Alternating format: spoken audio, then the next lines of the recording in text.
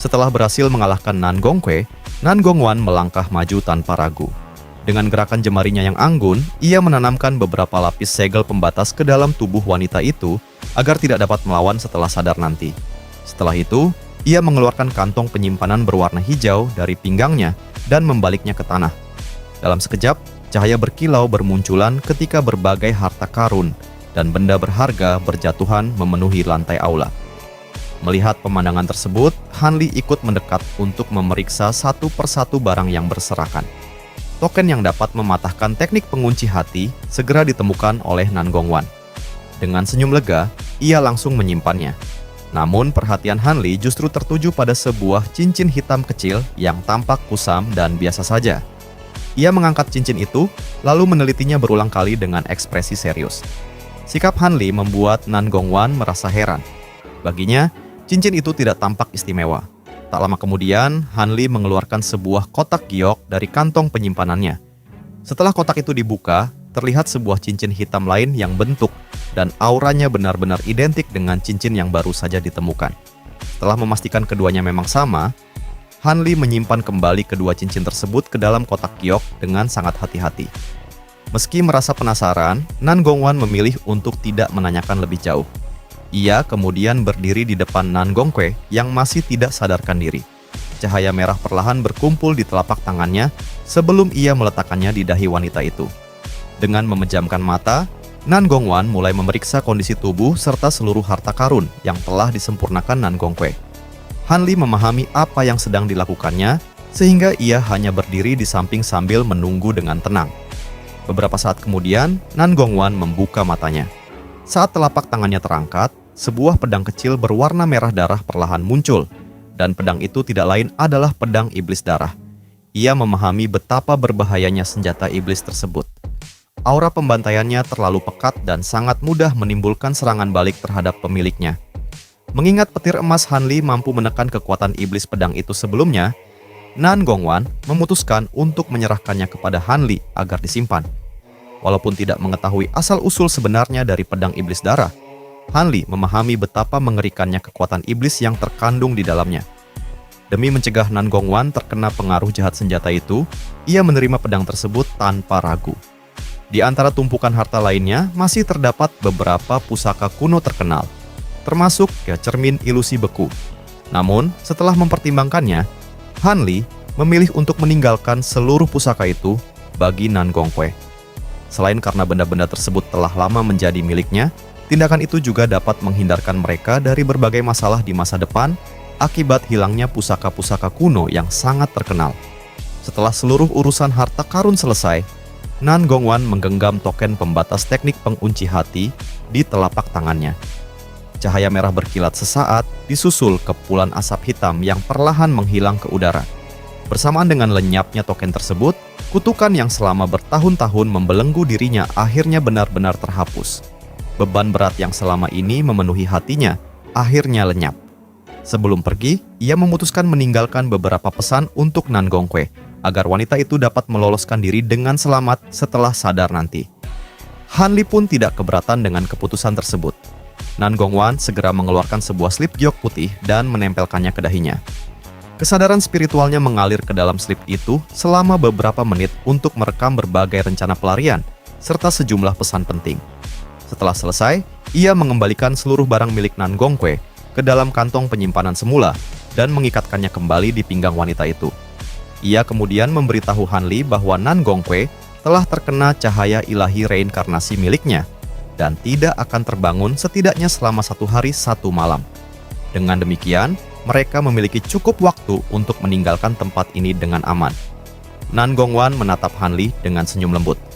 Melihat tatapan itu, hati Han Li pun bergetar. Ia menggenggam tangan halus wanita tersebut, lalu energi spiritual keduanya perlahan menyatu. Sesaat kemudian, seberkas cahaya pelangi melesat keluar dari aula, membawa mereka meninggalkan tempat itu. Beberapa waktu kemudian, keduanya tiba di sebuah puncak gunung tanpa nama di perbatasan kerajaan Beliang. Di sanalah Han Li mengutarakan niatnya agar Nan Gongwan kembali seorang diri ke Sekte Luoyun. Nan Gongwan tentu saja tidak setuju. Namun Han Li menjelaskan bahwa kakak senior Lu telah lama pergi ke Tiancheng dan hingga kini belum kembali.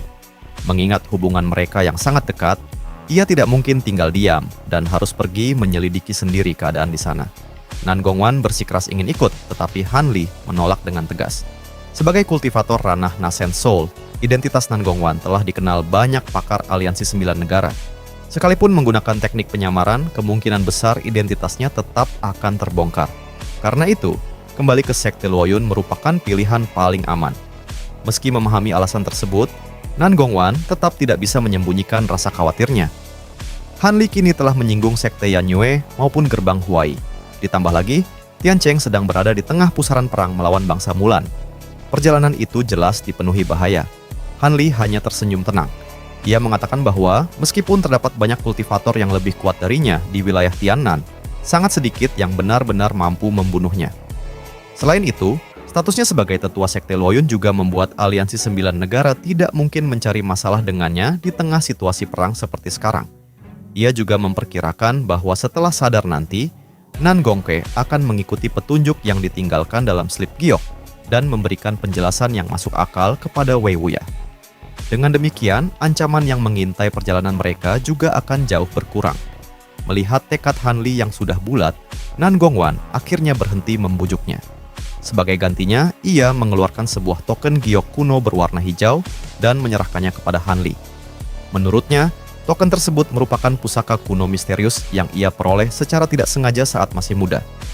Benda itu sangat mudah digunakan dan mampu melindungi pemiliknya secara otomatis ketika berada dalam bahaya. Merasakan aura spiritual luar biasa dari token itu, Han Li menyadari bahwa pusaka tersebut sama sekali bukan benda biasa. Ia menatap Nan Gongwan cukup lama hingga pipi wanita itu memerah karena malu. Barulah ia tersenyum dan menyimpan token tersebut dengan hati-hati. Tak lama kemudian, Nan Gongwan kembali mengeluarkan sebuah liontin giok berwarna merah menyala. Liontin itu merupakan tanda pengenal pribadinya. Ia menjelaskan bahwa dahulu ia pernah menerima beberapa murid, dan secara kebetulan 2 di antaranya kini membuka toko di Tiancheng. Jika Han Li membutuhkan bantuan, cukup menunjukkan liontin itu, maka kedua murid tersebut akan memenuhi permintaannya. Han Li menghafalkan nama kedua murid tersebut. Perhatian dan kepedulian Nan Gongwan membuat hatinya terasa hangat. Sebulan kemudian, Han Li akhirnya tiba di luar Tiancheng. Sepanjang perjalanan melintasi negara Yu, ia terus mendengar kabar buruk dari garis depan. Pasukan aliansi 9 negara mengalami 3 kekalahan berturut-turut di tangan bangsa Mulan, dan kini hanya mampu bertahan dengan mengandalkan formasi pertahanan raksasa di berbagai titik penting.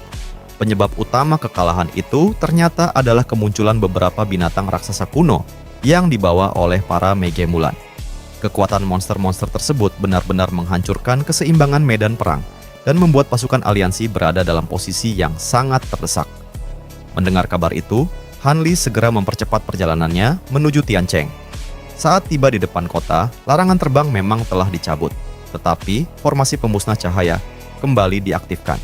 Seluruh Tiancheng diselimuti aura spiritual yang menandakan bahwa kota itu telah memasuki status siaga perang sepenuhnya. Han Li segera terbang menuju gerbang kota. Di sana, seorang kultivator formasi inti bersama beberapa kultivator pembentukan fondasi bertugas menjaga pintu masuk. Awalnya, pemimpin penjaga berniat memeriksa identitas Han Li. Namun setelah merasakan aura kultivasinya, ekspresinya langsung berubah hormat. Setelah mengetahui bahwa Han Li adalah tetua Sekte Luoyun, pria tua itu menjelaskan bahwa aliansi 9 negara kini telah mengundang seluruh kekuatan di wilayah Tiannan untuk membentuk koalisi menghadapi invasi Mulan. Selama seseorang berasal dari sekte yang diakui, mereka dapat langsung memasuki kota. Mendengar penjelasan itu, Han Li mulai menyadari bahwa situasi di Tiancheng jauh lebih rumit daripada perkiraannya. Memasuki kota, ia melihat seluruh jalan dipenuhi kultivator dengan wajah-wajah muram. Jelas, berita kekalahan di garis depan telah menyebar ke seluruh penjuru kota. Tanpa membuang waktu, Han Li langsung menuju pavilion tempat Mu Peiling dan kakak senior Lu pernah tinggal. Dengan kesadaran spiritualnya, ia segera memastikan bahwa Mu Peiling masih berada di dalam. Ia menembus formasi pelindung secara diam-diam dan muncul begitu saja di hadapan wanita tersebut. Melihat kepulangan Han Li, Mu Peiling begitu terkejut sekaligus gembira. Han Li juga segera menyadari bahwa kultivasinya telah berhasil mencapai tahap pertengahan pembentukan fondasi. Mu Peiling mengaku semua itu berkat pil obat yang dahulu diberikan Han Li. Tanpa bantuan pil tersebut, mustahil baginya menembus kemacetan kultivasi secepat ini. Saat ditanya mengapa mereka belum kembali ke Sekte Luoyun, Mu Peiling menjelaskan bahwa perang meletus tepat setelah pameran perdagangan berakhir. Sebagai perwakilan aliansi Tiandao, kakak senior Lu harus tetap tinggal di Tiancheng untuk mengikuti berbagai pertemuan strategi perang, sehingga dirinya pun terpaksa ikut menetap di kota.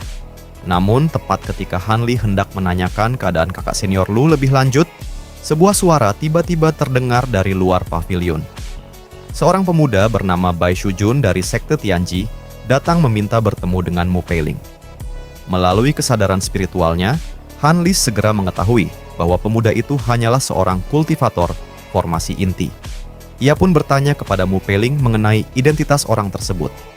Dengan wajah agak pucat, Mu Peiling menjelaskan bahwa Bai Shujun adalah murid seorang tetua Sekte Tianji. Sejak pertama kali bertemu, pemuda itu terus mengejarnya tanpa henti, meskipun dirinya berkali-kali menegaskan bahwa ia merupakan bawahan Han Li. Bahkan setelah kakak senior Lu mengetahui masalah itu, ia tetap memilih menghindari konflik dengan Sekte Tianji dan meminta Mu Peiling menunggu kepulangan Han Li untuk menyelesaikannya. Mengetahui hal tersebut, Han Li pun memutuskan turun tangan sendiri. Begitu Han Li muncul bersama Mu Peiling, Bai Shujun langsung menyadari identitas pria yang selama ini dicarinya. Dengan wajah hormat, ia segera memberi salam. Han Li tidak berbasa-basi dan langsung menanyakan alasan Bai Shujun terus mengganggu bawahannya.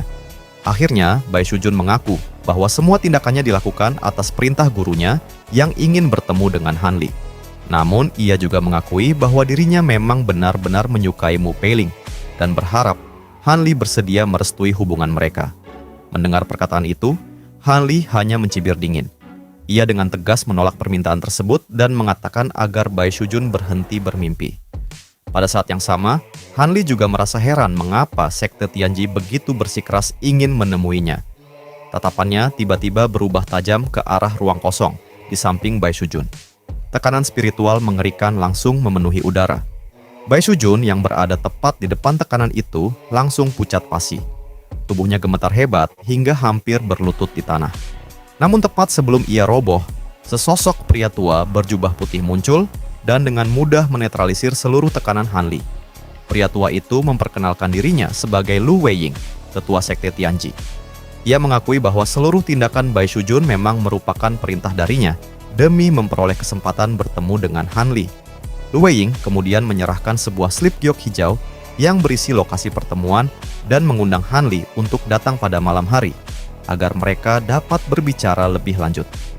Setelah memastikan isi slip tersebut, Han Li masih dipenuhi berbagai pertanyaan.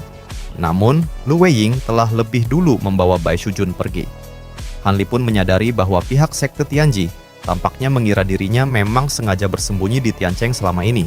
Meski merasa ada sesuatu yang mencurigakan, ia memilih kembali ke pavilion untuk sementara.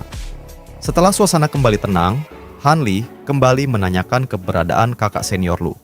Mu Peiling menjelaskan bahwa saat ini seluruh petinggi berbagai kekuatan sedang berkumpul di aula pertemuan utama untuk membahas strategi menghadapi serangan Mulan. Mendengar hal itu, Han Li segera menuju aula tersebut. Bangunan megah itu berdiri di pusat Tiancheng sebagai simbol kekuasaan aliansi 9 negara. Pada masa damai hampir tidak pernah digunakan. Namun kini, demi menghadapi invasi besar-besaran bangsa Mulan, seluruh kultivator tingkat tinggi berkumpul di sana. Setelah memasuki aula, Han Li mendapati hanya belasan kultivator papan atas yang sedang berdiskusi. Ia segera memahami bahwa setiap kekuatan besar hanya mengirim 1 atau 2 wakil untuk mengikuti pertemuan tersebut.